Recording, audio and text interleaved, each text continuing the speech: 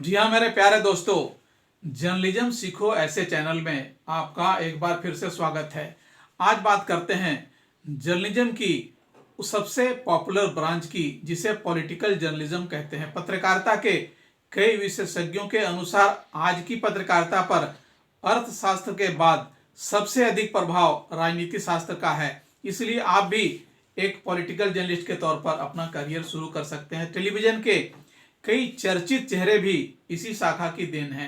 हाँ, हम आपको इसकी ट्रेडिशनल डेफिनेशन के बजाय फील्ड में काम करने के तरीके बताते हैं जो शायद आपकी वर्किंग कैपेसिटी को ज़्यादा बूस्ट कर सके। बहरहाल आसान शब्दों में कह सकते हैं कि प्रिंट मीडिया से लेकर रेडियो और डिजिटल मीडिया तक पॉलिटिकल जर्नलिज्म यानी हर एक प्लेटफॉर्म का एक प्रसिद्ध फील्ड है। आप यह मानकर चलें कि जर्नलिज्म की यह सबसे बड़ी ब्रांच है।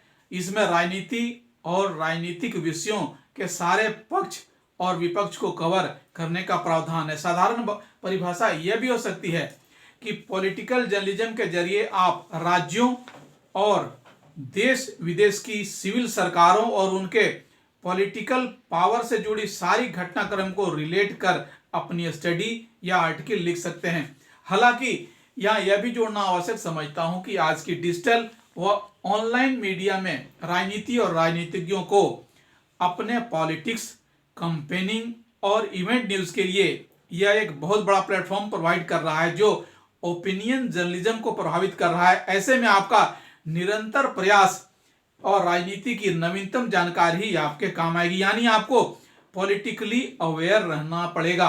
राजनीतिक संगठनों और उनके नुमाइंदों से संपर्क कर उनके कार्यक्रम और नीतियों की जानकारी लेनी ही पड़ेगी।